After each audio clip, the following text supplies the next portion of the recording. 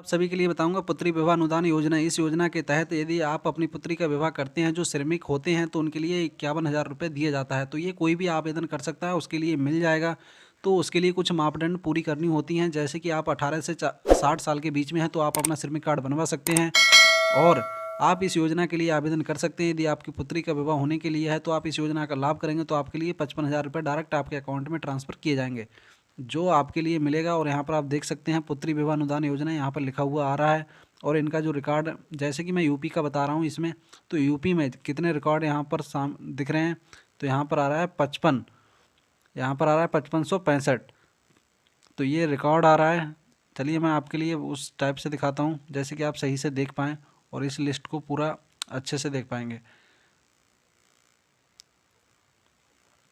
ये आ रहा है, इनका पता आ रहा है, इनके पिता का नाम, श्रमिक का नाम और नई पंजीकरण संख्या, योजना का नाम, और ये पूरी लिस्ट है।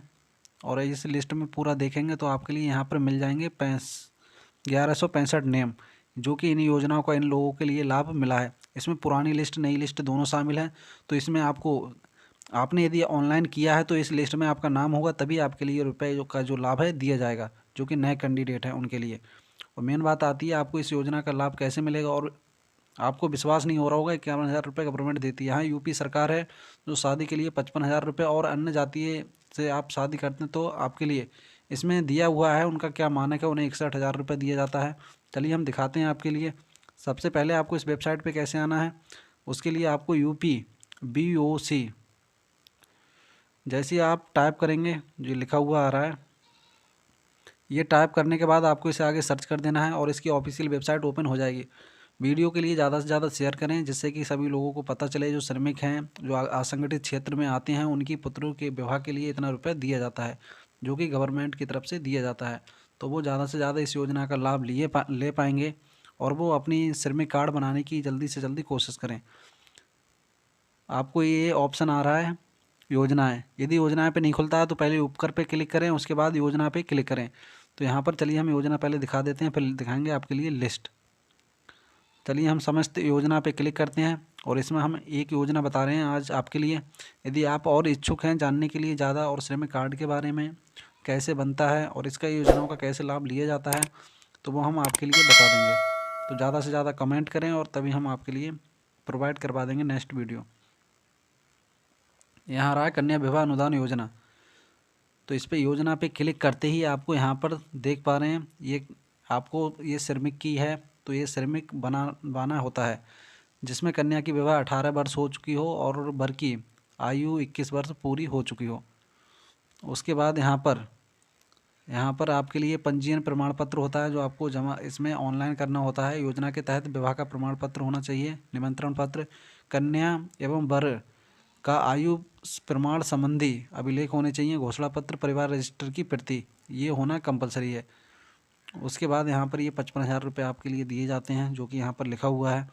और यहाँ पर एक देखेंगे कम से कम 11 जोड़ों के सामूहिक विवाह की दिशा में अनुदान राशि 65,000 व प्रति जोड़े 7,000 का आयोजन व्यय भी बोर्ड द्वारा वहन किया जाएगा। साथ ही वर वधू प्रत्येक पोशाक हेतु 5,000 प्रत्येक की दर से अग्रिम भुगतान होगा।